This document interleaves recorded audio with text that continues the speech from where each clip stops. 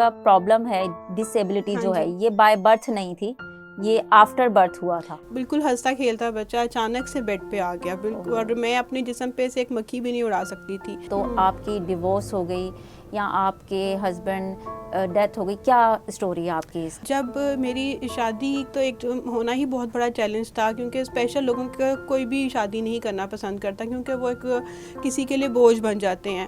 آپ اپنا گھر بھی سنبھال رہی تھی اور آپ کے ان لوز کو سپورٹ بھی کیا جا رہا تھا, each and every thing provide کی جا رہی تھی انہیں, پھر بھی وہ آپ کو اس کا جواب بڑا آسان تھا میری مدر ان لا کے پاس کہ یہ شادی آپ نے اپنی مرضی سے کروائی ہے, because it was my so called love marriage. WhatsApp کے اوپر ڈیورس بھیج دی.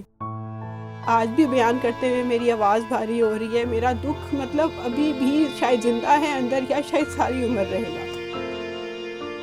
السلام علیکم, ویلکم ٹو آمناز بزنس لاؤنج. میں ہوں آمنہ تابش. آج کے ہمارے اسٹوڈیو میں بہت ہی باہمت اور باصلاحیت خاتون موجود ہیں جو کہ پیور او ہب کی سی ای او ہیں, جنہوں نے ثابت کیا کہ مسلسل محنت اور لگن کے ساتھ اگر کام کیا جائے تو یہی بیسٹ فارمولا ہے کامیاب ہونے کا. ان کا یہ برانڈ پیور پاکستانی ہے لیکن انٹرنیشنل لیول تک جا سکتا ہے. مس اسما رفیق, جنہوں نے زندگی کے ہر مرحلے میں یہ ثابت کیا کہ ایک کامیاب لیڈر وہ ہوتا ہے جو اپنے راستے بھی خود بنائے اور دوسروں کے لیے ایک مثال چھوڑ جائے. آج کے اس پوڈ کاسٹ میں ہم جانیں گے ان کا سفر, ان کی کہانی, ان کی جدوجہد اور وہ مشکلیں, چیلنجز جو انہوں نے ہنستے ہنستے جھیل دی, اور سنیں گے ان سے وہ خواب جس کو پورا کرنے کے لیے انہوں نے اپنا برانڈ لانچ کیا جو کہ ہے پیور او ہب. السلام علیکم مس اسما, کیسی ہیں آپ؟ وعلیکم السلام, الحمدللہ آئی ایم گڈ. مس اسما, آپ کے بارے میں جب میں نے سنا اور آئی واز امیزڈ کہ آپ ایک اسپیشل چائلڈ ہیں, اور ہماری آڈینس بہت حیران ہوگی یہ سن کر کہ ایک خاتون جو کہ سنگل پیرنٹس ہیں اور جن کے یعنی وہ ان کے 2 بچے ہیں جسے انہوں نے ٹیک کیئر کرنا ہے, اس کے ساتھ ساتھ وہ اسپیشل چائلڈ ہیں, اور پھر اس کے علاوہ وہ ایک اکیلے گھر میں سروائیو کر رہی ہیں, اپنے بچوں کے ساتھ اپنا گھر دیکھ رہی ہیں, اپنا بزنس چلا رہی ہیں, اور اپنی اس جسے میں بیماری تو نہیں کہہ سکتی کیونکہ یہی مجھے لگتا ہے کہ آپ کی اسٹرینتھ ہے, جسے آپ نے اپنی اسٹرینتھ بنایا اور آپ لے کے چلی. تو آپ کیا بتائیں گی, آپ ہماری آڈینس کے ساتھ اپنا جو ہے وہ سفر, تو جو برانڈ سفر ہے, برانڈ جرنی ہے, وہ تو آپ نے ڈسکس کرنی ہے, لیکن اس سے پہلے میں چاہتی ہوں کہ آپ ہماری آڈینس کے ساتھ اپنی اسٹوری شیئر کریں. By the grace of Allah I am a special person, and مجھے اس چیز پہ بہت فخر ہے کہ اللہ تعالیٰ نے مجھے چنا, اور جہاں پہ ہمارے لیے ایک آسانیاں ہوتی ہیں اسپیشل پرسن کے لیے, وہاں ہمارے لیے مشکلیں بھی بہت ساری آتی ہیں لائف میں, چیلنجز بھی بہت سارے آتے ہیں. اور میرا 1993 میں ایک پرابلم ہوا تھا جس کو وائرل انفیکشن کہتے ہیں, جی بی سنڈروم, جس نے میری پورے مسلس کو ویک کر دیا. میرا پورے مسل جو ہے وہ کام کرنا چھوڑ گئے, سوائے میرا تھوڑا سا بازو اور ٹانگ کام کرتی تھی. اور میں آپ کی بات کاٹ رہی ہوں, یعنی یہ جو آپ کا پرابلم ہے ڈسیبلٹی جو ہے یہ بائی برتھ نہیں تھی, یہ آفٹر برتھ ہوا تھا. جی بالکل, میں 8 سال کی تھی جب یہ میرے ساتھ میں ایک بالکل ہنستا کھیلتا بچہ اچانک سے بیڈ پہ آ گیا بالکل, اور میں اپنے جسم پہ سے ایک مکھی بھی نہیں اڑا سکتی تھی. میری وہ والی کنڈیشن ہو چکی ہوئی تھی, لیکن اس ٹائم بھی میں نے ہار نہیں مانی, اور میں نے اسکول 1 سال کے لیے بریک کیا. آہستہ آہستہ میرے مسلز امپروو ہونا شروع ہوئے, فزیو تھراپیز ہوئیں, اور سارے بچے جس طرح کہہ لیں کہ اسکول جاتے تھے, میں اس ٹائم میں ہاسپٹل جاتی تھی. میرا ڈیلی کا ایک وزٹ ہوتا تھا, پہلے ڈیلی ہاسپٹل, پھر 1 دن چھوڑ کر 1 دن, اور اس کے بعد میں کچھ آپریشنز ہوئے کہ ہماری امپرومنٹ آ سکے باڈی میں. اور پھر لائک وائز اس طرح اسکول میں نے اپنا کراس کیا, تو وہاں پہ بھی کافی چیلنجز تھے, سیڑھیاں چڑھنا اترنا, اور یہ مطلب اب کافی حد تک فیسلٹیز آ گئی ہیں. پہلے بالکل بھی اس طرح کی, اب سلوپس وغیرہ بنا دی گئی ہیں بینکس میں اور باقی جگہوں پہ, پہلے ایسا بالکل بھی نہیں تھا. تو یہ چیلنجز تھے, انفیکٹ یونیورسٹی تک میں نے ان سارے چیلنجز کو فیس کیا, اور اس کے بعد میں اب تک میں بھی فیس کر رہی ہوں. لائک کہیں پہ جانا پڑتا ہے, سیڑھیاں چڑھنا اترنے میں مسئلہ بھی آتا ہے, لیکن پھر بھی مجھے یہ لگتا ہے کہ میں بہت لوگوں سے بہت بہتر ہوں اور اچھے سے اپنی لائف کو لے کے چل رہی ہوں, اپنے بچوں کے ساتھ بھی. اب تو اللہ تعالیٰ نے مجھے 2 بچے دے دیے, ایک میرا رائٹ ہینڈ ہے, ایک میرا لیفٹ ہینڈ ہے, تو وہ دونوں مجھے سپورٹ کرتے ہیں, اور شاید آج ان کے پیچھے, ان کی وجہ سے ہی میں یہاں پہ ہوں. چلے ماشاء اللہ, یہ چیز دیکھ کر مجھے بہت اچھا لگا کہ آپ نے اپنی ڈسیبلٹی کو اپنی اسٹرینتھ بنایا اور آپ اس سے لڑتی رہیں. اس کے ساتھ ساتھ آپ نے کہا کہ آپ سنگل پیرنٹ ہیں, آپ اپنے بچوں کی ٹیک کیئر خود کرتی ہیں, ماشاءاللہ اللہ تعالیٰ نے آپ کو 2 بچے دیے ہیں. تو آپ کی ڈیورس ہو گئی یا آپ کے ہسبینڈ ڈیتھ ہو گئی، کیا اسٹوری ہے آپ کی اس کے پیچھے؟ جی بالکل، جب میری شادی تو ایک ہونا ہی بہت بڑا چیلنج تھا، کیونکہ اسپیشل لوگوں کا کوئی بھی شادی نہیں کرنا پسند کرتا، کیونکہ وہ ایک کسی کے لیے بوجھ بن جاتے ہیں. ہم اٹ سیلف بھی ہمیں یہی لگتا ہے کہ ایک اسپیشل پرسن ہے تو وہ ایک بڑا بوجھ ہوگا، اس کو لے کے چلنا مشکل ہوگا. تو میرے ابا نے بہت زیادہ کوشش کی کہ یہ گھر ہمارا بچ جائے کسی طریقے سے، لائک فائنینشلی سپورٹ کیا میرے ان لاز کو، اور ایموشنلی سپورٹ کیا. جہاں جہاں انہوں نے جس طرح پیسے مانگے، جتنے انہوں نے مانگے وہ سب ہم نے دیے. دین گھر انہوں نے ڈیمانڈ کیا، باہر جانا ہے میں نے، مطلب میرے ایکس ہسبینڈ نے جتنا لوٹ سکتے تھے نا اتنا انہوں نے لوٹا.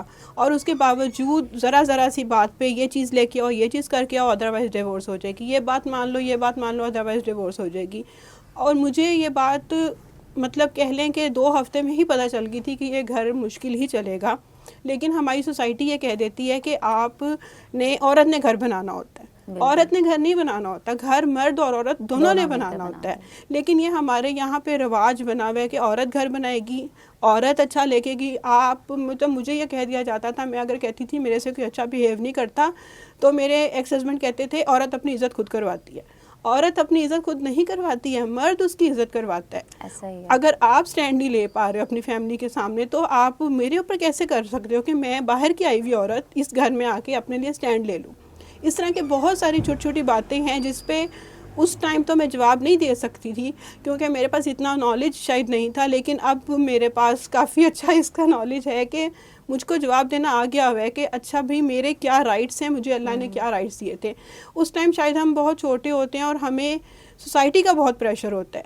لیکن جیسے جیسے مطلب ہم باہر نکلے ہیں، دنیا دیکھی ہے، اور صرف میں تو نہیں ہوں جس کو ڈیورس ہوئی ہے، بہت نارمل عورتیں ہیں جن کو ڈیورس ہوئی ہے اور جو سنگل رہ رہی ہیں. ہاں، سنگل ہونا، ڈیورس ہونا اور اسپیشلی پرسن ہونا اور پھر اپنے آپ کو سٹینڈ کرنا، یہ شاید میں ہوں یا شاید 2-4 اور عورتیں ہوں گی جو اپنے آپ کو پھر بھی لے کے چلی ہیں. ابھی میرے اس ٹائم پہ میرے چیلنجز بہت سارے ہیں، جس میں ایک چیلنج یہ بھی ہے کہ میں نے کورٹ میں بھی جانا ہوتا ہے، میرے وہاں پہ بھی کیسز چل رہے ہیں. میں نے یعنی اپنے آپ کا ابھی جو ڈیورس ہے وہ کمپلیٹ نہیں ہے؟ اس ڈیورس اٹ سیلف کمپلیٹ ہے، لیکن میرے بچوں کی کسٹڈی کا تھا، مجھے کو چاہیے تھی میرے بچوں کے لیے مجھے مطلب خرچہ وہ دے.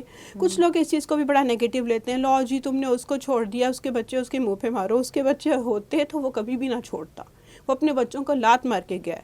تو یہ اس کے بچے نہیں ہیں، یہ پھر میرے بچے رہ جاتے ہیں، کیونکہ میری بیٹی 9 ماہ کی تھی جب وہ چلا گیا تھا، اور اس کے بعد میں کہہ لیں کہ وہ نہ ہونے کے برابر تھا. تو جب جن بچوں کو میں نے پینسل پکڑنا سکھائی ہے، چلنا میں نے سکھایا ہے، بولنا میں نے سکھایا ہے، میں کیسے ان کو چھوڑ سکتی ہوں؟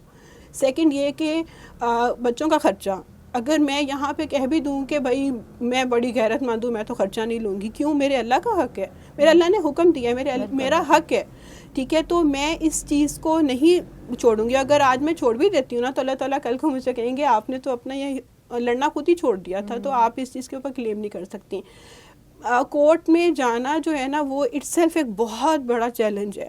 مجھے اچھے سے یاد ہے وہ پہلا دن کس طریقے سے میں گئی تھی، کتنا رونا پڑ رہا تھا وہاں پہ جا کے.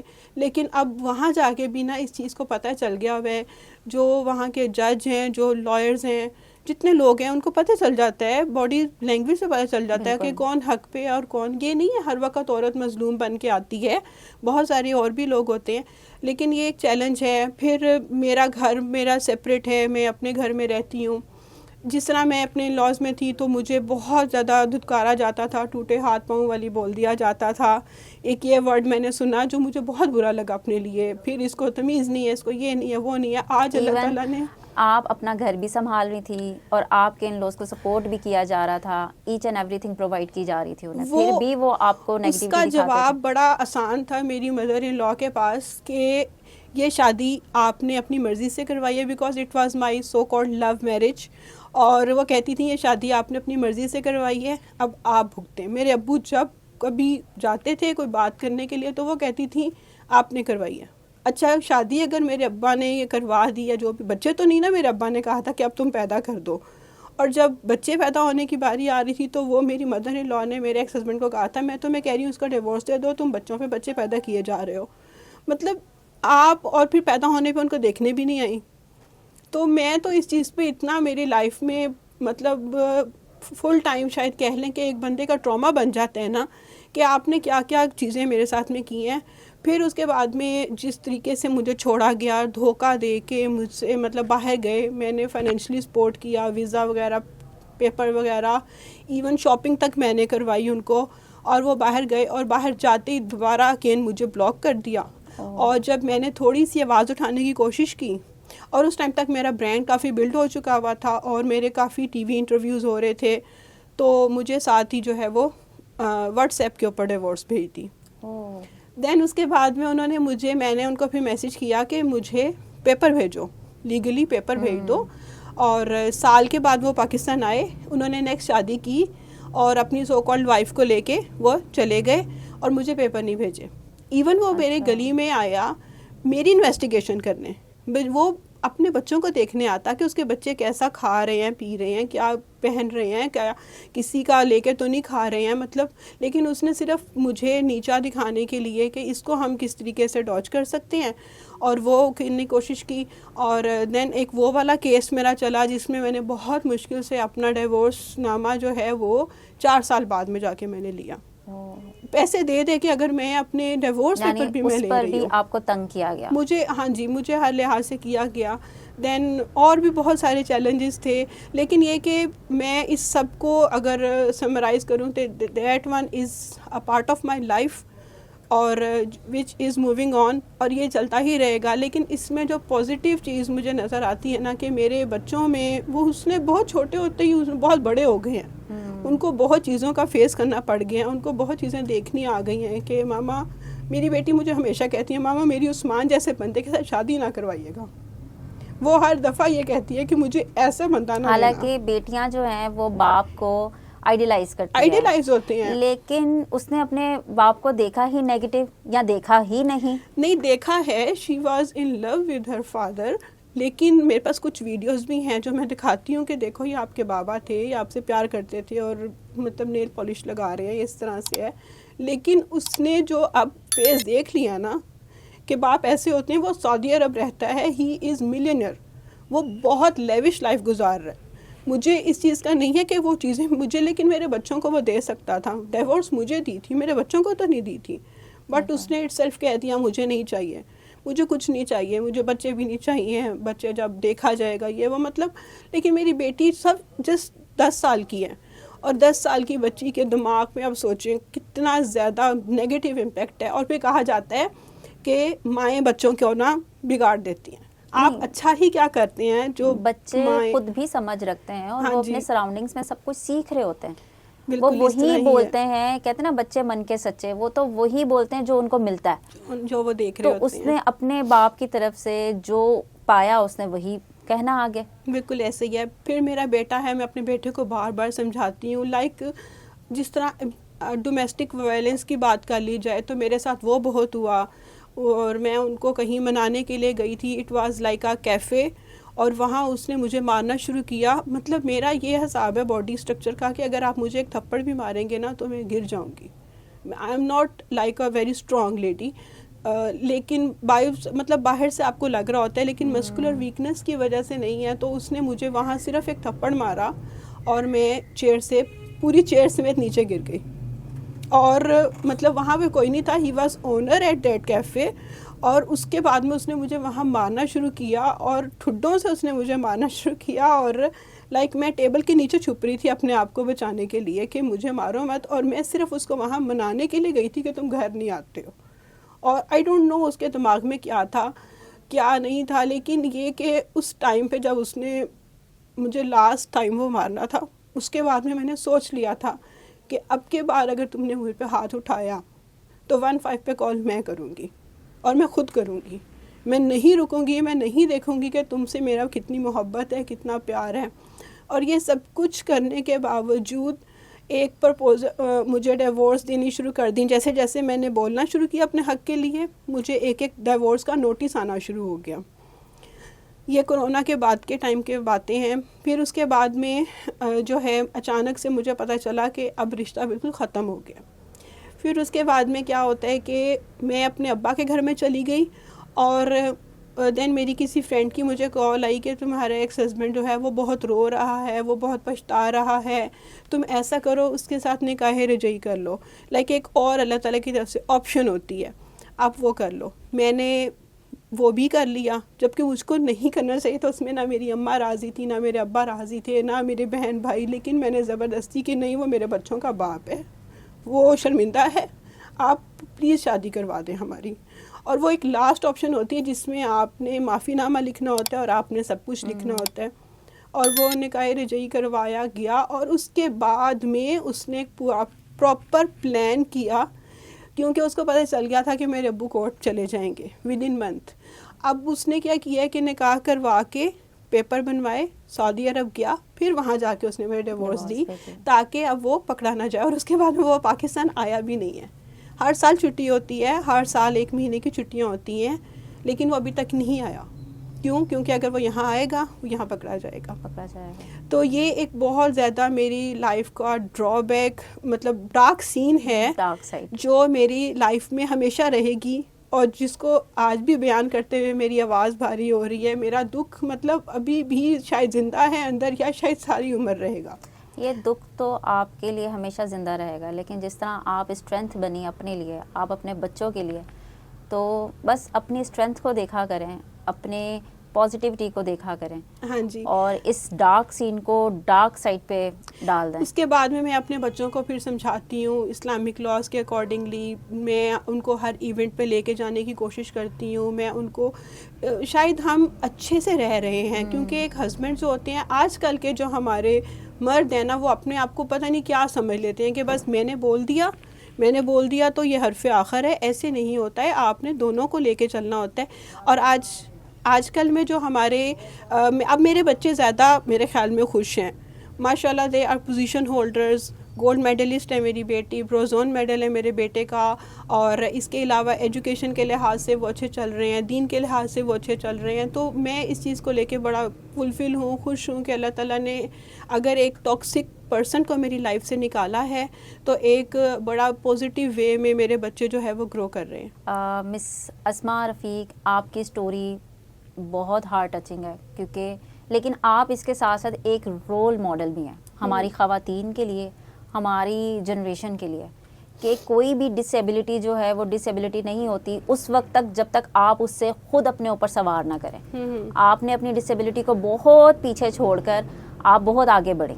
آپ ماشاءاللہ سے ایک برانڈ چلا رہی ہیں, اپنے بچے دیکھ رہی ہیں, ایک سنگل پیرنٹ ہیں, اور it's not a easy task. آپ ایک گھر اکیلے چلا رہی ہیں, سیپریٹ رہتی ہیں, تو آپ جیسی خواتین کے لیے ہمیشہ پراؤڈ فیل ہوتا ہے.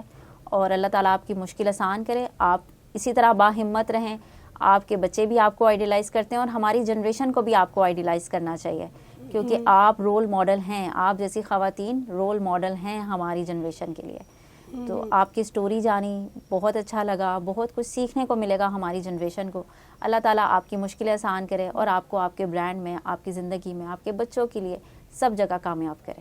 اور جناب, آج کی پوڈ کاسٹ آپ کو کیسے لگی ضرور ہمیں اپنے کمنٹس کے ذریعے بتائیے گا. اگر آپ بھی چاہتے ہیں کہ آپ کی سٹوری ہم بھی اپنے شو میں لے کر آئیں, اپنی آڈینس کو دکھائیں, تو ہمیں اپنے کمنٹ سے ضرور آگاہ کیجیے.